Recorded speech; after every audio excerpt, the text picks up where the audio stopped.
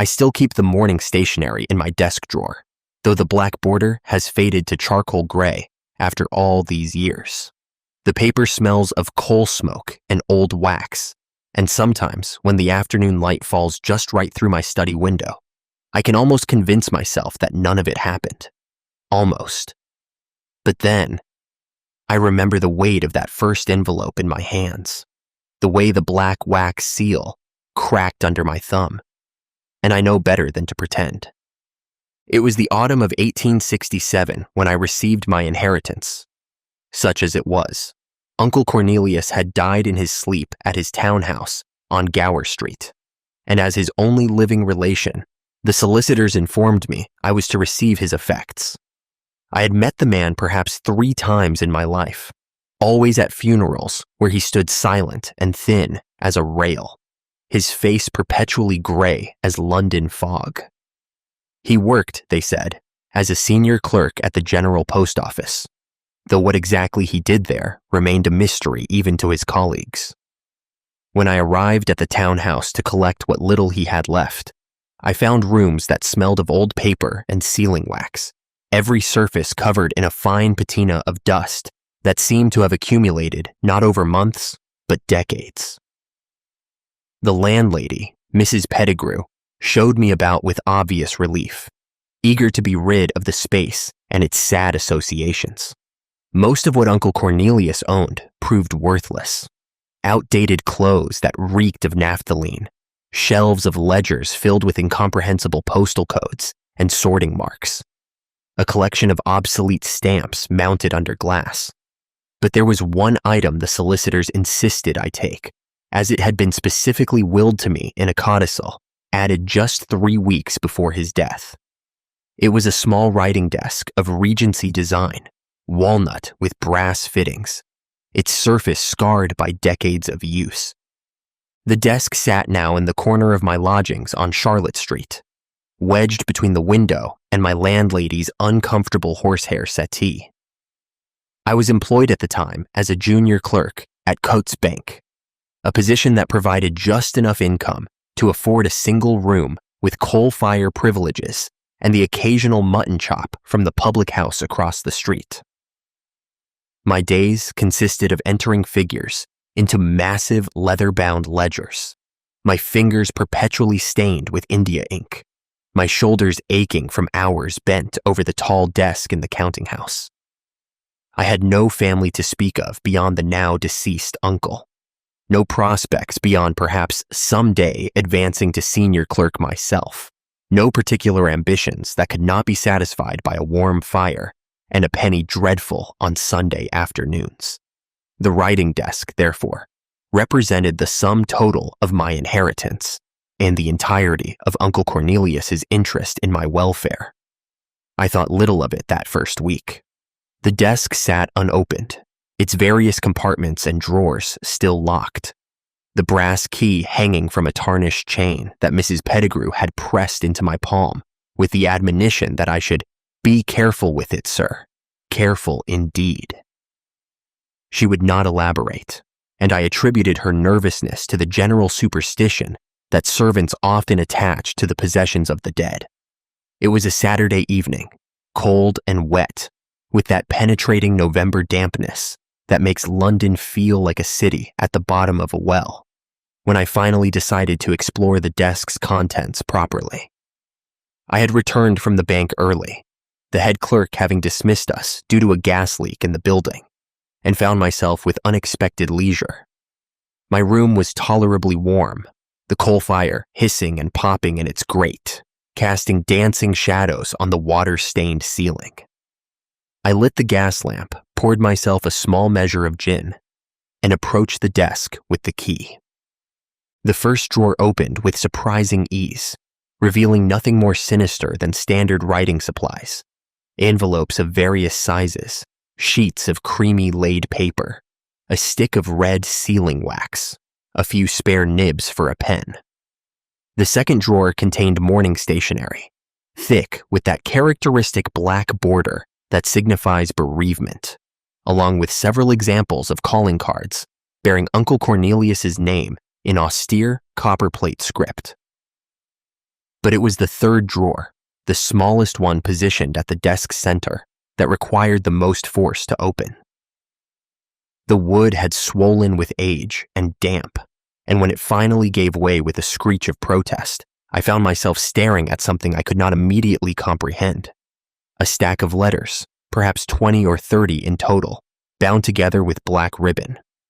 Each envelope was addressed in the same precise hand, the ink a curious shade of brownish red that might have been mistaken for dried blood in dimmer light.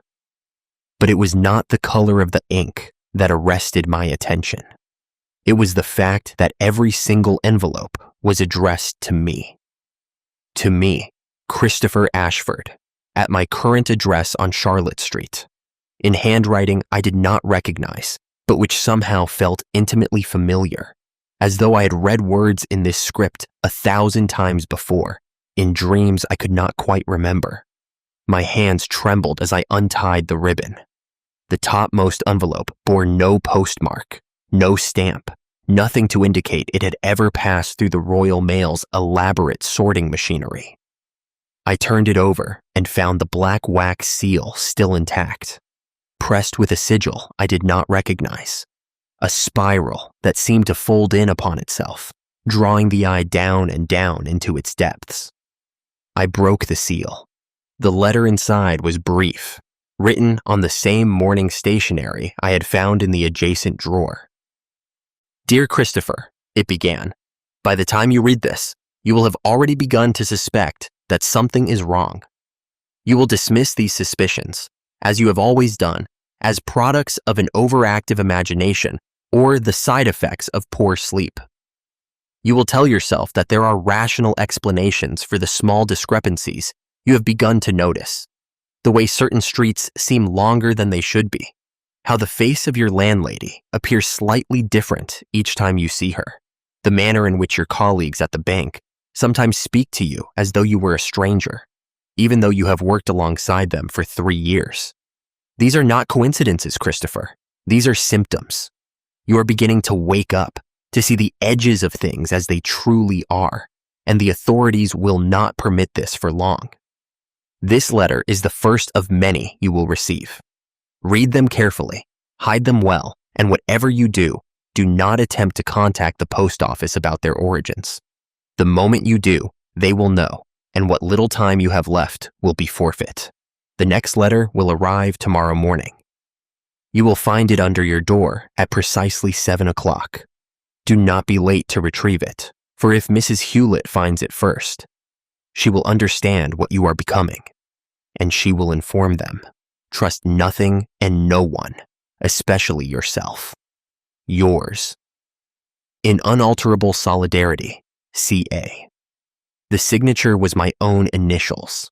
The handwriting, I realized with a cold surge of recognition that seemed to bypass thought entirely and settle directly into my bones, was an exact match for my own script when I was most careful, most deliberate. I had written this letter, or I would write it, or someone who was me in some fundamental way that transcended linear time had written it.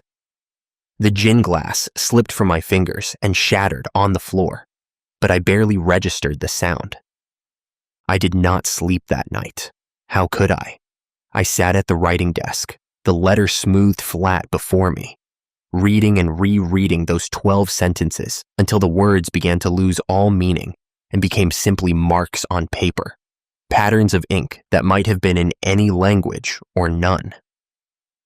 My rational mind insisted this was some elaborate prank, perhaps orchestrated by clerks at the bank who had discovered my propensity for solitary habits and decided to have sport at my expense. Yet the rational explanation felt thin, unconvincing, like a coat that no longer fit properly, but which one continues to wear out of habit. Because the truth, which I had been avoiding all evening, was that I had begun to notice things, small things, easy to dismiss base individually, but which accumulated into a weight of wrongness I could no longer ignore. The walk from my lodgings to the bank, for instance, took approximately 17 minutes by my pocket watch. I had timed it dozens of times, and it was always 17 minutes. Down Charlotte Street, left onto Goodge Street, past the haberdasher and the tobacconist, right onto Tottenham Court Road, down to Oxford Street, then east toward the Strand, and finally north to the bank itself. Except that sometimes, perhaps once or twice a week, the walk took 23 minutes instead. The route was identical, my pace unchanged, yet those extra 6 minutes appeared as though inserted into time itself by some unseen hand. I'd attributed this to wool gathering, to becoming lost in thought and walking more slowly without realizing it. But was that truly the explanation? And then there was Mrs. Hewlett, my landlady, an ample woman in late middle age. She collected the rent on Monday mornings and occasionally brought up coal for my fire. Her face was unremarkable, a round, pleasant countenance framed by graying hair kept in a tight bun, with small dark eyes that suggested Welsh ancestry. Yet lately, I had begun to notice inconsistencies. Sometimes her eyes were not dark, but pale blue. Sometimes she was thinner, her jowls less pronounced. Sometimes she called me Mr. Ashford with perfect formality. Other times simply Christopher, as though we were intimates of long standing. When I mentioned these observations to myself in the privacy of my thoughts, I immediately dismissed them as tricks of gaslight or the distortions of fatigue. But the letter suggested otherwise. The letter claimed these discrepancies were real, that they meant something, that I was beginning to wake up. I must have dozed in my chair near dawn, because I awoke with a start to find gray morning light filtering through the window and my neck aching abominably from the awkward angle at which I had been sleeping. The remains of the gin glass still sparkled on the floor where I had dropped it. I rose stiffly, splashed frigid water on my face from the wash basin, and had just finished dressing when I heard it, the soft whisper of paper sliding under my door. 7 o'clock by the mantel clock, precisely as the letter had predicted. I stood frozen, my collar still unbuttoned, listening to the receding footsteps in the hallway outside. They were too light to be Mrs. Hewlett's heavy tread, too quick to be the coal boy's shuffle. Someone else, then. Someone who knew when I would be awake, who knew I would be waiting. I approached the door slowly, as one might approach a snake coiled in the road, uncertain whether it was harmless or deadly. The envelope lay on the threshold, its edge just visible beneath the door's lower edge. Black bordered, like morning stationery, addressed to me in that same precise hand. No stamp, no postmark. I snatched it up and tore it open with trembling fingers. The second letter was longer than the first, written on both sides of the paper in a cramped script that seemed to have been dashed off in haste. Christopher, you have retrieved this letter, which means you understood the urgency of my first message. Good. Time is more limited than you realize. You must begin to pay attention to the patterns now, to document what you see before it is erased again. Start with the post office tower. You pass it every morning on your way to the bank. I say tower, but of course it appears to you as nothing more than the ordinary bulk of the General Post Office building at St. Martin's Le Grand. That is what they want you to see. But if you look at it correctly, in the moments just after sunrise or just before sunset, when the light strikes it at the proper angle, you will see its true form, a structure that rises not 5 stories but 50, a tower of blackened brick that vanishes into the perpetual gray sky of London, a spiral that winds upward and upward until it seems to pierce the very firmament itself. This is where they sort us, Christopher. This is where they read the letters of our lives and decide which parts to deliver and which to return to sender. You worked there once, though you have no memory of it now. Uncle Cornelius tried to explain this to you before they took him, but you were not ready to hear it then. Now you must be ready, whether you wish it or not. Tonight, after you finish at the bank, take a different route home. Do not walk down Tottenham Court Road. Instead, go south on Charing Cross Road, past the bookshops and into the warren of streets behind Leicester Square. There is a public house there called the Spiral and Compass. The proprietor will recognize you, though you will not recognize him. Order a gill of porter and wait. Someone will contact you with further instructions. Destroy this letter after reading it. Burn it completely. The ash must be scattered, not left to accumulate, for they can read even ashes if they wish. Everything leaves traces, Christopher. Everything except intention, which is why you must act without thinking, move without planning. The moment you hesitate, they will know. CA, I burned the letter in my fireplace immediately, watching the paper blacken and curl, the black bordered edges shrinking inward until nothing remained but gray ash. I scattered the ash as instructed, though I felt foolish doing so, like a man participating in some arcane ritual he does not understand. Then I sat on my bed, my head in my hands, and tried to determine whether I was going mad. The evidence suggested madness. Mysterious letters from myself, instructions to seek out a public house I had never heard of, claims about a phantom tower rising from the post office building. These were the symptoms of a mind becoming unmoored from reality. Yet even as I cataloged these absurdities, some deeper part of me, some faculty that existed beneath rational thought, insisted that the letters were telling the truth. That I had been living in a kind of waking sleep, seeing only what I was permitted to see, remembering only what I was permitted to remember. That the real world, if such a thing existed, was something altogether stranger and more terrible than I had ever imagined. I went to the bank that day, as usual. I sat at my tall desk and entered figures into ledgers, the scratch of my pen, the only sound in the hushed counting house beyond the occasional cough from Pemberton 2 desks over. But I could not concentrate. My eyes kept drifting to the window, to the street beyond, to the flow of hansoms and pedestrians and crossing sweepers. I found myself looking for inconsistencies, for signs that the world was not as it appeared. And I found them. A woman passed the window wearing a blue dress with white trim.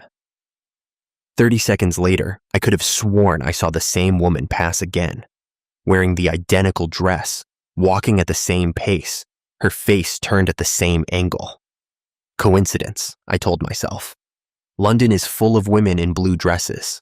But then I saw her a third time and a fourth, each passage exactly the same, as though she were a figure in a zoetrope, spinning past the same point again and again. I excused myself to use the water closet, my hands trembling so badly I could barely hold my pen. In the narrow corridor outside the counting house, I steadied myself against the wall and tried to slow my breathing. The gas lights flickered overhead, their flames dancing behind sooty glass globes, and in the stutter of that uncertain illumination, I saw something that made my blood go cold. The corridor was longer than it should have been, much longer. What had always been a simple passage of perhaps 20 feet now stretched ahead of me into impossible distance, the walls narrowing toward a vanishing point that seemed to recede even as I looked at it. The water closet door, which should have been just a few paces away, was nowhere to be seen. I was alone in this impossible corridor, listening to my own breathing echo back to me from the darkness ahead, and I understood with perfect clarity that if I walked forward into that darkness, I would never reach the water closet, never return to the counting house, never see the surface world again. I would be lost in the architecture of something that wore London's face, but was not London, that wore time's clothing, but was not time, that pretended to be reality, but was actually something else entirely, something that had always been there beneath the surface, waiting for someone like me to notice it. I backed away slowly, never taking my eyes from that lengthening corridor, and when I reached the door to the counting house, I all but flung myself through it. gasping like a drowning man breaking the surface of deep water. Pemberton looked up from his ledger with mild concern. "Are you quite all right, Ashford?" he asked. "You look as though you've seen a ghost." I mumbled something about feeling faint and returned to my desk. But I could not work. The numbers in the ledger swam before my eyes, refusing to arrange themselves into proper columns. I kept glancing at the corridor door, expecting it to open, expecting something to emerge from that impossible distance. When the head clerk finally dismissed us at 4:30, I gathered my things with relief and fled into the afternoon streets. But I did not go home. I could not.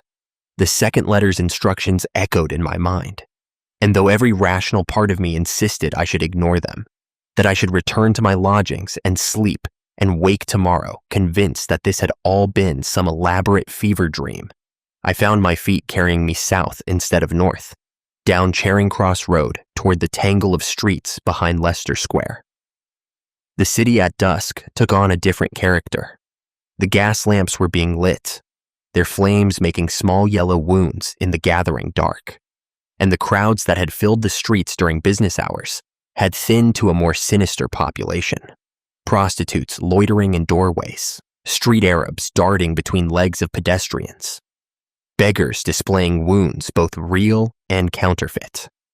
The respectable London of daylight hours had retreated behind locked doors and drawn curtains, and what remained was older, stranger, less concerned with maintaining the fiction that civilization had truly tamed this ancient, feral city. I found the spiral and compass tucked between a pawnbroker's shop and a theatrical costumer's, its sign depicting an old-fashioned mariner's compass, whose needle had been replaced by a spiral of bronze that seemed to wind both inward and outward simultaneously. The door was heavy oak bound with iron, and when I pushed it open, I was met with a wall of sound and smell. Tobacco smoke, stale beer, unwashed bodies, sawdust, and beneath it all, a sweeter, more cloying odor I could not immediately identify. The public house was crowded despite the early hour, filled with men whose occupations I could only guess at. Dock workers, perhaps, or costermongers, or men who did work best not inquired about. I made my way to the bar, feeling conspicuous in my clerk's clothing, and ordered a gill of porter from a barman whose face was so deeply scarred it looked like cracked leather. He poured the porter without comment, but his eyes lingered on me a moment longer than necessary, and I knew he had marked me as someone out of place, someone who had wandered into a part of London where he did not belong. I found a seat at a small table near the back and waited, nursing my porter, watching the door. Men came and went. The barman pulled pints and collected coins. A woman in a stained gown worked the room, soliciting business with mechanical efficiency. And I sat, feeling increasingly foolish, convinced that I had been the victim of an elaborate hoax, that even now some of my colleagues from the bank were laughing at my gullibility, perhaps watching from some concealed vantage point to see how long I would wait. An hour passed, then another. The porter was long finished, and I was considering leaving when a man slid into the seat across from me without invitation. He was perhaps 50, with gray hair slicked back from a high forehead and eyes of such pale blue they were almost colorless. He wore the dress of a prosperous tradesman, good quality broadcloth, a watch chain draped across his waistcoat. But there was something in his bearing that suggested he had seen harder times, that this prosperity was recent and perhaps precarious. "Mr. Ashford," he said, his voice pitched low beneath the pub's din. "You received the letters." It was not a question. I nodded, unable to find my voice. "Good. Then you are beginning to understand. My name is Septimus Crane. I was a colleague of your uncle's at the General Post Office until they discovered what he was doing and took him. I have been in hiding ever since, moving from lodging to lodging, never staying in one place long enough for them to establish a pattern.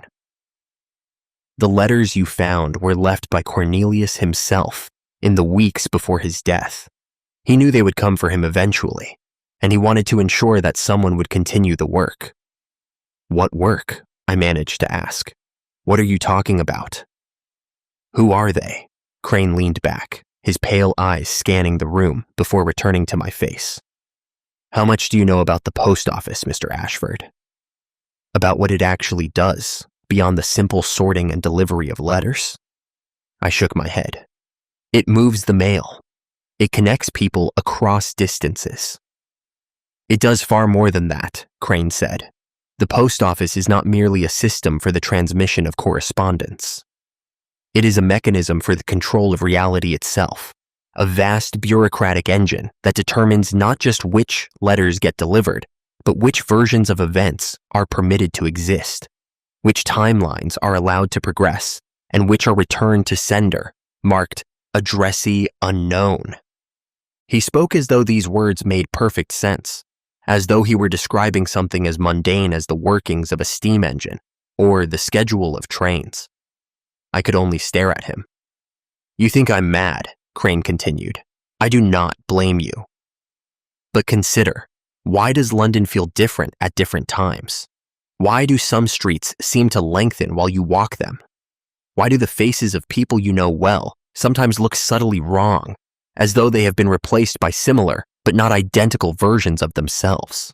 I thought of Mrs. Hewlett's changing eyes, of the corridor that stretched to impossible length, of the woman in the blue dress passing my window again and again.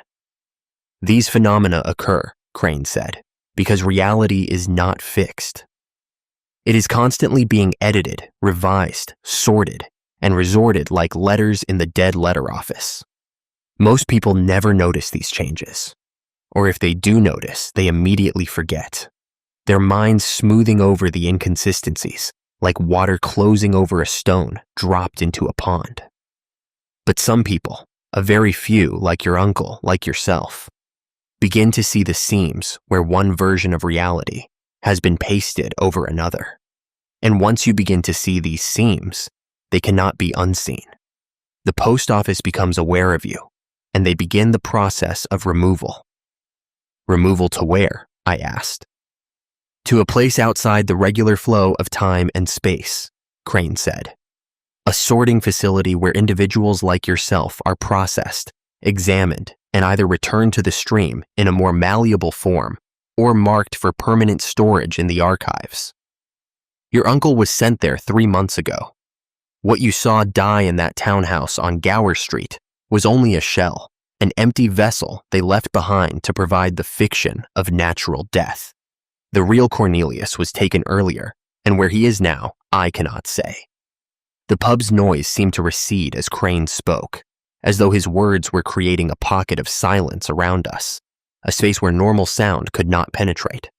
I felt dizzy, unmoored, as though the chair beneath me might suddenly cease to exist and I would fall through infinite emptiness.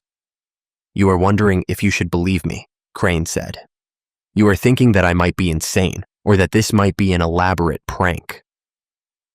Let me show you something that will help you decide. He reached into his waistcoat and withdrew a small object, placing it on the table between us.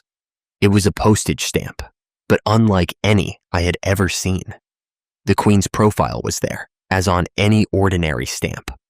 But the background was wrong. Instead of the familiar patterns, there was an intricate spiral that seemed to move when looked at from certain angles, winding inward toward a center that did not exist on the stamp's surface, but seemed to recede into impossible depth. This is a sorting mark, Crane said. A special stamp used by the post office's inner operations to indicate that a particular item has passed through the mechanism and been approved for delivery to consensus reality. Most mail is stamped with invisible marks that only the sorters can see. But this one failed quality control and was marked for destruction. I salvaged it before they could burn it. Look at the date. I picked up the stamp, holding it close to the pub's dim lamplight. The date franked onto it read, November 11th, 1869, 2 years in the future. They sort letters from all times, Crane said. Past, present, future. It makes no difference to the mechanism. The entire history of London, perhaps of England, perhaps of the world, exists simultaneously in the sorting rooms. Letters arriving from decades hence and centuries past, all mixed together, all requiring proper organization and delivery to the correct moment. But the system is not perfect. Sometimes letters arrive that should not exist. Letters from timelines that the authorities have decided cannot be permitted. These must be intercepted, destroyed, and their senders corrected. My hand trembled so badly, I almost dropped the impossible stamp. "What do you want from me?" I asked. "Why have you brought me here?" "Because your uncle was engaged in a resistance movement," Crane said. "A small group of individuals who have learned to see through the post office's manipulations and are attempting to document the true shape of reality before it is completely erased. We send letters to ourselves across time, trying to warn our other iterations, trying to build a body of evidence that cannot be dismissed. The letters you found in your uncle's desk are part of that effort. You are part of that effort now, whether you wish it or not, because they have noticed you. The moment you opened those envelopes, the moment you read those words, you became visible to them, and they will come for you just as they came for Cornelius." I stood abruptly, the chair scraping against the floor. "This is madness," I said. "I am going home. I am going to forget this conversation, forget those letters, and return to my ordinary life." Crane smiled, a sad expression that did not reach his pale eyes. "You can try," he said, "but I think you will find that the path home is not as straightforward as you remember. The city has already begun to change around you, Mr. Ashford. You will see." I left the spiral and compass without looking back, plunging into the night streets of Leicester Square. The fog had rolled in while I was inside, thick and yellow with coal smoke, reducing visibility to a few feet in any direction.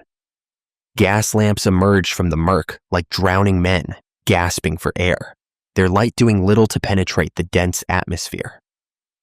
I turned north, heading for Charlotte Street, but within moments, I was lost. The streets I thought I knew had become alien, unfamiliar. I walked for what felt like hours, my footsteps echoing from invisible walls, encountering no other pedestrians, no hansoms, no signs of human habitation beyond the occasional lighted window, floating in the fog like a ghost ship on a phantom sea. Every time I thought I recognized a landmark, a shopfront, a church spire, a particular arrangement of chimney pots, it would dissolve into something else as I approached, revealing itself to have been a trick of the fog or my own desperate imagination. I began to suspect that I was walking in circles, retracing the same paths over and over, but I could not be certain. Nothing looked the same twice. Time seemed to have become unreliable as well. By my pocket watch, it should have been 8 o'clock, perhaps 9 at the latest. Yet the darkness felt deeper, older, like the darkness of 3 in the morning, when all honest folk are asleep and only criminals and night soil men venture abroad. At last, more by accident than design, I found myself on a street I recognized. Charlotte Street, my own lodgings visible through a break in the fog. I nearly wept with relief. I climbed the steps to the door and let myself in with my key, noting with some part of my mind that still insisted on recording mundane details that the hallway gas lamps had not been lit. Mrs. Hewlett normally saw to this by 6 o'clock, but the passage was dark, save for the dim light filtering down from the upper floors. I made my way to my room by feel, my fingers trailing along the wall, and when I opened my door, I found a letter on the floor just inside. Black, bordered mourning stationery. No stamp, no postmark. The third letter. I lit my lamp with shaking hands and read, "Christopher, by now you have met Crane and heard his explanation. You think it sounds like the ravings of a madman, but you are beginning to suspect it might be true. This suspicion is correct. Everything he told you is accurate, though incomplete. The mechanism is far older and stranger than even he understands. I am writing to you from November 18th, 1867, which is 8 days ahead of where you are now.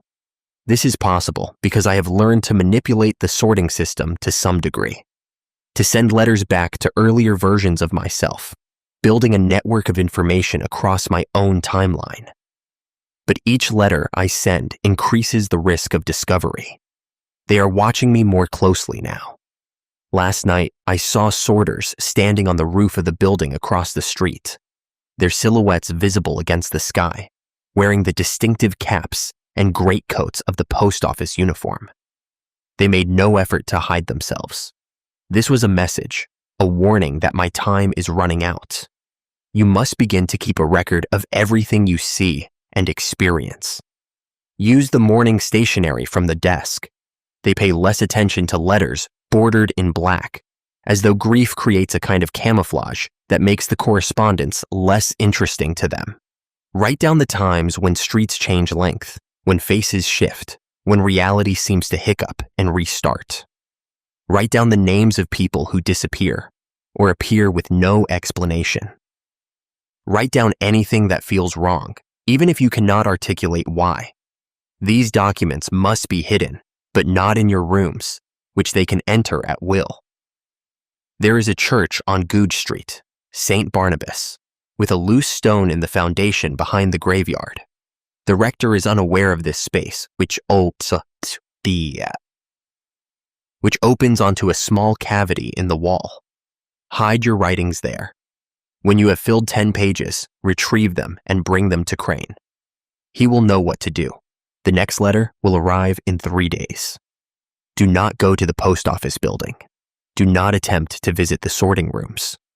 You are not ready to see what happens there, and premature exposure will drive you to a state where you are no longer useful to the cause. Trust only what you can observe directly. Trust nothing you are told by anyone in an official capacity. Trust especially not the messages that seem to come from me, unless they are written in the style I am using now, with the specific phrase, unalterable solidarity, in the closing. They will try to send you false letters, forgeries meant to lead you astray. This is how they operate, Christopher. They use the very system we are trying to expose to create confusion and doubt. Be vigilant. Be skeptical. Be ready. C.A. Yours, in unalterable solidarity. I read this letter 3 times, each reading making less sense than the last. I was receiving letters from my future self, who was somehow 8 days ahead of me, who claimed that postal workers were watching him from rooftops, who insisted that reality itself was under the control of a vast bureaucratic conspiracy.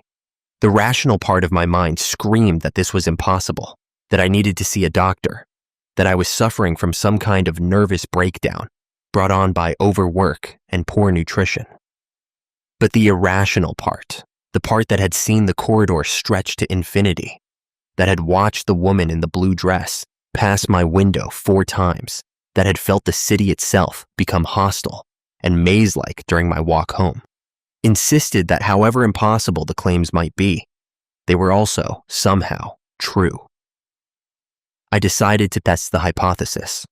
I would keep the record as instructed, documenting any anomalies I observed, and see what emerged. If nothing unusual occurred, I would know I was dealing with delusions and could seek medical help. But if the strange phenomena continued, if they intensified, then perhaps Crane and my future self were correct, and I was living in a world far stranger than I had ever suspected. I found a notebook in my desk, opened it to the first page, and began to write, dating the entry November 10th, 1867. This evening, I became lost on my walk home from Leicester Square. The route, which should have taken perhaps 30 minutes, required what I estimate to have been 3 hours or more. The streets seemed to rearrange themselves, familiar landmarks appearing and disappearing without pattern. Fog density. Extreme. Visibility approximately 3 to 5 feet. Encountered no other pedestrians during the entire walk, which is unusual for that neighborhood, even at late hours. Arrived home to find hallway lamps unlit, contrary to landlady's usual practice. Third letter was waiting inside my room. Time of arrival unknown. I continued writing, recording everything I could remember from the past 2 days. The woman in the blue dress, the lengthening corridor at the bank, Mrs. Hewlett's shifting features, the impossible stamp with the future date. The act of writing helped calm my nerves somewhat. There was something reassuring about transforming experience into text, about imposing the structure of grammar and linear narrative onto the chaos I had been experiencing. But even as I wrote, I was aware that I was changing what had happened by describing it, that the act of documentation was itself a form of interpretation that might be obscuring some deeper truth. Or perhaps that was the paranoia speaking. Perhaps I was already too far gone to distinguish between observation and invention. The days that followed took on a nightmarish quality that I can barely articulate even now, all these years later. I continued to work at the bank, continued to maintain the facade of normalcy, but I was no longer fully present in the world around me. Part of my attention was always elsewhere, watching for signs of wrongness, for the telltale glitches that indicated reality was being edited. And I found them everywhere. Pemberton, my colleague at the adjacent desk, arrived at work on Wednesday, wearing a gold signet ring on his right hand. By Thursday, the ring had migrated to his left hand. By Friday, it was gone entirely. When I asked him about it, he looked at me with complete incomprehension and insisted he had never owned a signet ring in his life. The head clerk, Mr. Woolstone, had a mole on his left cheek that I had seen every day for 3 years. On Monday morning, it was gone. On Tuesday, it was back, but on the right cheek instead. No one else seemed to notice these changes, or if they noticed, they immediately forgot, their attention sliding off the inconsistency as though it were coated in some mental lubricant that prevented scrutiny. I documented everything in my notebook, filling page after page with observations, and when I reached the 10th page as instructed, I went to St. Barnabas Church and found the loose stone in the foundation, just where the letter had said it would be. The space behind was dry and cool, perfect for storing paper. I left my first 10 pages there and started a second notebook. The letters continued to arrive with disturbing regularity, each one adding new layers of detail to the conspiracy Crane had described. I learned that the post office's central sorting facility existed partially outside normal space and time, accessible through certain doorways in the St. Martin's Le Grand building, but also through portals scattered throughout London. I learned that letters were not merely sorted by destination, but by the potential futures they might create or foreclose, and that the sorters themselves were something other than human, or had been human once, but had been transformed by long exposure to the mechanism into creatures that could perceive and manipulate the branching paths of possibility. I learned that my uncle had been part of a group that had discovered all this years earlier and had been systematically trying to document it, to create a body of evidence that could not be erased, but that the post office had identified most of the conspirators and removed them, leaving only a handful still at large. And I learned, most disturbing of all, that I myself would eventually be taken, that this was inevitable, that the only question was how much information I could gather and preserve before that happened. One evening in late November, I returned to my lodgings to find Mrs. Hewlett waiting for me in the hallway outside my room. She stood very still, her hands folded at her waist, her face expressionless. "Mr. Ashford," she said, "there are gentlemen here to see you. They are waiting in your room." My blood went cold. "What gentlemen?" I was not expecting any visitors. "They did not say," Mrs. Hewlett replied, "but they were very insistent. They had a letter of authorization from the post office." I started to back away, but Mrs. Hewlett moved with sudden, inhuman speed, placing herself between me and the stairs. "You should go in, Mr. Ashford," she said. "It will be easier if you go willingly."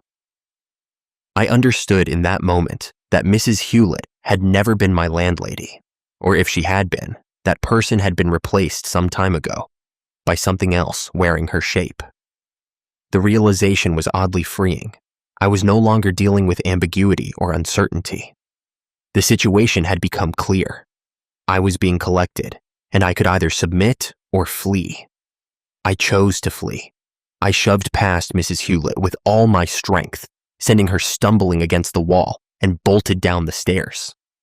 Behind me, I heard her cry out, but the voice that emerged was wrong, multi-layered, as though several people were screaming simultaneously.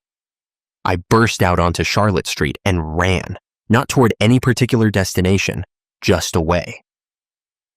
The November night was cold and clear, stars visible overhead despite London's perpetual pall of smoke, and the streets were moderately busy with evening traffic. I dodged between pedestrians and hansoms, hearing shouts behind me, but not daring to look back. My lungs burned and my legs ached, but I kept running, driven by pure animal terror. Eventually, I found myself near the British Museum, in the warren of small streets and alleys that surrounded it. I ducked into a narrow passage between two buildings, pressing myself against the wall, trying to catch my breath and think. Where could I go? Not back to my lodgings, not to the bank, which would be closed and where they would certainly look for me tomorrow. Not to Crane, whose location I did not know, beyond the fact that he moved frequently. I was alone, hunted, with nowhere to hide and no one to turn to. A figure appeared at the mouth of the alley. Male, tall, wearing the uniform of a post office messenger. Dark blue coat with brass buttons, black trousers, leather satchel across one shoulder. But the proportions were wrong. The limbs too long, the head too small, the movements jerky and mechanical like a puppet operated by an incompetent puppeteer. "Mr. Ashford," the figure said, and its voice was the same multi-layered wrongness I had heard from Mrs. Hewlett. "You cannot run from us. You are already sorted. You have already been delivered. This is merely the moment of receipt, which is a formality, but formalities must be observed. Please come with us. The paperwork has been filled out. The procedures have been followed. You have the right of appeal, but the appeal must be filed from within the facility. We cannot process external appeals." This is explained in Section 12, subsection F of the Administrative Code, which you are entitled to review upon request. It moved toward me with that strange, loping gait, and I ran deeper into the alley, searching desperately for another exit.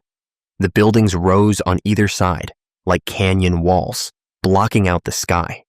The ground beneath my feet felt spongy, unreliable, as though I were running on a surface that might give way at any moment. Behind me, I heard more of those wrong voices, a chorus of postal workers converging on my location, and I understood that I had run into a dead end, that this alley was a trap, that I had already been sorted and routed to this exact spot. I turned to face them, my back against the alley's terminal wall. There were 5 or 6 of them now, all wearing post office uniforms, all moving with that same inhuman awkwardness. They formed a semicircle around me, cutting off any possibility of escape. "Where are you taking me?" I demanded, trying to keep my voice steady, despite the terror that threatened to choke me. "To the sorting facility," the nearest one replied, "for processing." You have become contaminated with excessive clarity of perception. This must be corrected before you can be returned to circulation. The procedure is painful, but necessary. Most subjects retain minimal functionality afterward. You will be given a new position within the postal hierarchy, a task suited to your diminished capacity. Perhaps you will sort letters in the dead letter office, or work as a messenger yourself, delivering correspondence that must never be opened. These are worthy occupations. You will serve the mechanism faithfully for many years. "And if I refuse?" I asked. The figures looked at one another, conferring silently through some means I could not perceive. Then the speaker said, Refusal is not possible. You are already inside the mechanism, Mr. Ashford. You have been inside it your entire life. The only choice is between willing cooperation and forced processing. We recommend the former, but the latter is always available. They moved forward as one, their long arms reaching for me, and I saw that their hands were not hands at all, but something else, something that looked like the metal plates used to stamp letters, with raised letters and numbers that spelled out incomprehensible administrative codes. I closed my eyes and waited for the touch that would unmake me. It did not come. Instead, I heard a voice, sharp and commanding, cutting through the wrongness like a knife through fog. Section 9, Article 23, the voice shouted. An individual under investigation retains the right to complete one final piece of correspondence before processing. This is specified in the Administrative Code, and the code supersedes all operational procedures. You are in violation of the code. The postal workers froze. Their heads swiveled in unison toward the source of the voice, and I opened my eyes to see Crane standing at the mouth of the alley, holding up a leather-bound volume that I recognized as one of the massive ledgers from the post office's administrative offices. The code is clear, Crane continued, his voice steady. Ashford must be permitted to write and send one final letter. Only after this letter has been delivered can processing commence. To do otherwise invalidates the entire procedure, and you know what happens to operations performed outside the code. The postal workers looked at one another again, and I sensed conflict, uncertainty, as though they were consulting with some distant authority about how to proceed. Finally, the speaker said, "The code supersedes operational procedures. The subject may write one final piece of correspondence. It must be completed within 1 hour. A table and writing implements will be provided. Witnesses must be present to ensure no irregularities occur." They gestured, and a small table appeared in the alley, manifesting from nothing along with a chair, paper, ink, and pen. It was like watching a stage set materialize for a play, except that the objects were solid, real, indisputably present despite their impossible arrival. "You have 1 hour, Mr. Ashford," the speaker said. "Use it wisely." Crane helped me to the chair, his grip firm on my elbow. "Write," he whispered urgently. "Write to yourself." To the Christopher Ashford of this morning, or yesterday, or last week. Tell him everything you have learned. Make sure the letter creates a closed loop so that the information cannot be erased because it will have always been there. This is the only way to escape the mechanism. My hands were shaking so badly I could barely hold the pen, but I forced myself to dip the nib in ink and begin. I wrote quickly, without planning, letting the words spill out in a torrent of desperate clarity. I explained about the post office conspiracy, about the sorting of reality, about the creatures that wore postal uniforms and hunted those who began to wake up. I explained about Crane and the resistance, about my uncle's desk and the letters I had found there. I explained about the church and the hidden cavity in the wall. But most importantly, I explained that the way to escape the mechanism was not to run, but to write, to create a network of correspondence across one's own timeline that became too tangled to unravel, too dense to sort, until you became a kind of knot in the system that the post office could not process without risking the integrity of the entire mechanism. "Write letters to yourself," I wrote. "Write letters to people who do not exist. Write letters to addresses that have not been built yet. Write letters in codes that you alone can decipher. Fill the system with so much noise that the signal of your true location becomes impossible to track. Become unsortable. This is the only freedom available, and it is a kind of freedom, even if it is also a kind of madness." I finished the letter just as the postal workers announced that my hour had expired. I folded the paper, sealed it in an envelope, and addressed it to myself at my lodgings on Charlotte Street, dated 1 week in the past. "This letter cannot be delivered," the speaker said, examining it. The date is impossible. The address references a time that has already elapsed. Then refuse it, I said. Mark it return to sender and put it in the dead letter office. That is the procedure for undeliverable mail, is it not? The postal workers conferred again. The procedure must be followed, they agreed at last. The letter will be marked for return. And in that moment, as the speaker pulled out a stamp to mark my letter, I felt something change. A sensation like falling, or like waking, or like both at once. The alley spun around me, and I had the sudden vertiginous feeling that I was not in one place, but in many places simultaneously. That I existed in every moment I had ever written a letter, and every moment I would write one in the future. That I had become a piece of correspondence myself, sorted and resorted across time, delivered to 1,000 destinations that were all the same destination. The postal workers were speaking to me, their voices echoing from impossible distances, but I could no longer understand their words. They had become pure sound, devoid of meaning, and I realized that I had slipped through their net somehow, had become something they could not properly categorize. I was still being sorted, would always be sorted, but I was also somewhere else, some other when, writing this or reading this, or waiting to write it, or having already written it in the future that had already become the past. Crane was pulling me away from the table, through streets that no longer made sense, past buildings that seemed to exist in multiple architectural styles simultaneously, under a sky that was both day and night and something in between. We ran or walked, or perhaps we were standing still while London flowed past us like water. I could not tell anymore. Time had lost its linearity, had become something more like a spiral, winding inward and outward at once. And I was somewhere in the middle of that spiral, trapped and free at the same time.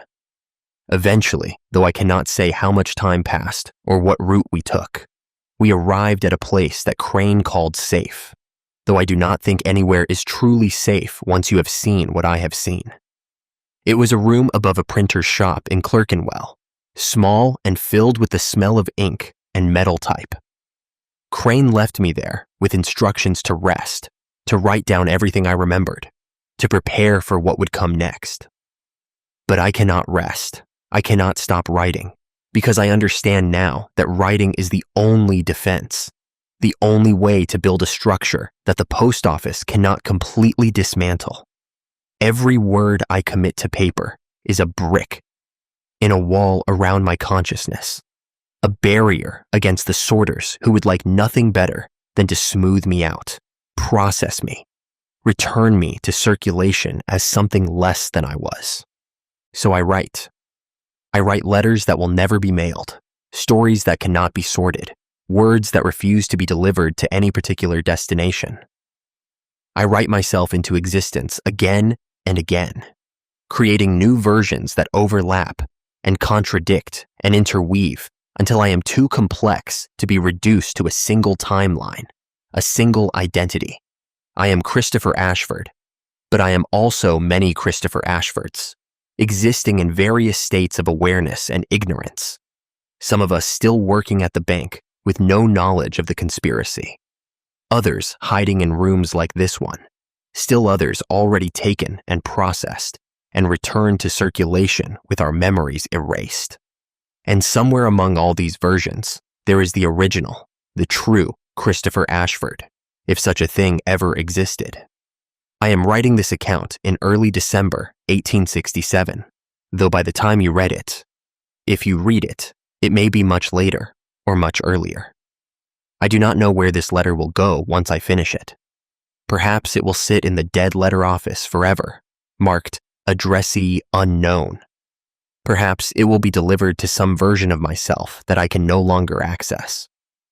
Perhaps it will find its way to you, whoever you are, and you will read it and dismiss it as fiction, or you will read it and remember that you too have noticed the inconsistencies, the moments when reality seems to stutter and restart.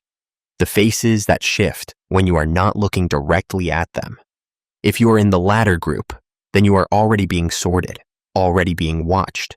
The postal workers are coming for you, if they have not come already. And your only defense is the one I have discovered: to write, to document, to create a record that cannot be erased because it exists in too many places, in too many times, to be completely destroyed. Write letters to yourself. Write them across time. Create a network of correspondence that they cannot untangle. Become unsortable. This is not a comfortable way to live. This is not what anyone would choose if given a real choice. But it is better than the alternative, which is to be processed, smoothed out, returned to circulation as something less than human. Better to be a chaos in the system than a component of it. Better to be incomprehensible than to be understood too well. The morning stationery sits on my desk now, the black border a reminder that I am in mourning for the person I was. Before I open my uncle's desk, before I read those first letters, before I began to see the world as it truly is. That person is dead, or as good as dead, and what remains is something stranger, something caught between versions of reality, something that exists primarily in the act of writing itself. I do not know what will become of me. Crane says there are others like us, scattered throughout London and perhaps throughout England, all engaged in the same desperate project of documenting the conspiracy, of creating records that cannot be completely erased. He speaks of a day when enough of us have woken up that the post office's control will begin to slip, when reality itself will become too unstable to be managed by their sorting mechanisms. I do not know if I believe him, but I write anyway, because writing is what I have left. I write this down so that some version of you, reading this in some other time, will know what happened to Christopher Ashford, clerk, who vanished from his lodgings on Charlotte Street in late 1867 and was never seen again by anyone who knew him. I write this so that the information will persist, even if I do not. I write this because the act of writing is itself a kind of resistance, a way of saying that I was here, that I existed, that I saw something true, even if that truth was unbearable. And I write this knowing that the moment I finish, the postal workers will be able to locate me again, will be able to resume the processing they began in that alley behind the British Museum. They are probably outside this room now, waiting for me to set down my pen, to seal this letter, to attempt to send it to its impossible destination. But I will not stop writing, not yet. Not until every page is filled, every margin covered, every blank space colonized with words. Because as long as I am writing, I am still myself. As long as the pen moves, I remain unsorted, undelivered, outside the mechanism's grasp. And in that marginalized space, that nowhere place that exists only in the present tense of composition, I am free. For now, for whatever that means, or is worth, or can ever be. I am still here, still writing, still Christopher Ashford, or something that was once Christopher Ashford, or something that Christopher Ashford is becoming. The letters keep arriving, even now. I find them under my door each morning, addressed in my own hand, postmarked from dates that have not yet occurred. I do not know who is sending them anymore, if it is my future self or some other iteration, but I read them all the same, and I add their information to my growing archive. The sorting continues. The mechanism grinds on. But I remain, for now, in this moment, with this pen, on this page. That will have to be enough.